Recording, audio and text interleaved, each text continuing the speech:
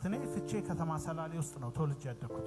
በተወለድኩበት አካባቢ እኔ ልክ እንደዚህ አይነት ድርጅት ውስጥ የቦርድ አባል ሆኜ እሰራለሁ። 12ኛ ክፍል ያጠናቀቅኩት ባህር ዳር ከተማ ነው፣ ጣና ሐይቅ ነው። በባህር ዳር አካባቢ ቦርድ አባል ሆኜ ሰርቻለሁ። እናትና አባቴ የተወለዱበት የጋበር እስከ ዛሬ ያለ መስራቴ ራሱ ይቆጨኛል። ዛሬ ነው አሁን ነው እንግዲህ እዚህ መጥቼ የምሰራው። ምክንያቱም ይሄንን ምንድነው አሁን በዚህ እድሜ ስደርስ ስለ አንድ ነገር ማወቅ ስለጀመርኩ ነው።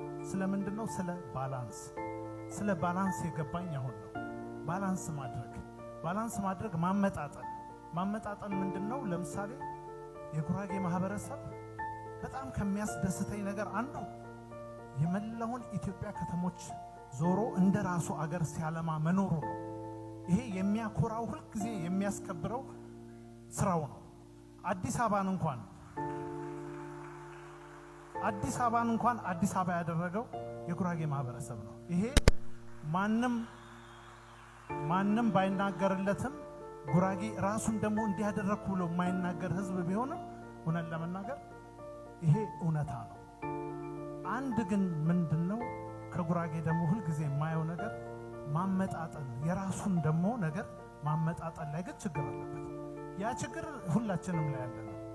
ስለዚህ ማመጣጠን ምንድነው? ልክ ነው። አሁንም ወደፊትም በመላ ኢትዮጵያ ሄዶ ክፉ ጊዜዎች ስላለፉ ነው እንጂ በጎ ጊዜዎች ሁሉ ይመጣሉ።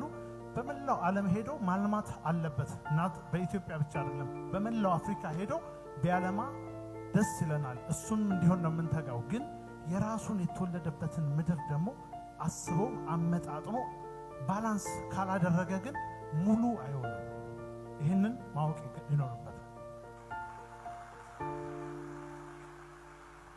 ስለዚህ አንድ ሰው ሙሉ ነው የሚባለው በመላው ዓለም ዞሮ ሲሰራ ሲኖር፣ ቤቱን ከረሳ ግን የራሱን የተወለደበት እናትና አባቱን ከረሳ ግን ሙሉ አይደለም። ስለዚህ ሙሉ ለመሆን የተቋቋመ ጋበር ድርጅት ስለሆነ እኔ በደስታ ተቀላቅያለሁ። ምናልባት በድቅት ያስቀየምኳችሁ ሰዎች ካሉ እኔ እንደነገርኳችሁ ከእናንተ ማህበረሰብ ተወልጄ ኢትዮጵያዊ በመሆኔ ሁሌ የምደሰት ሰው ነኝ። አመሰግናለሁ።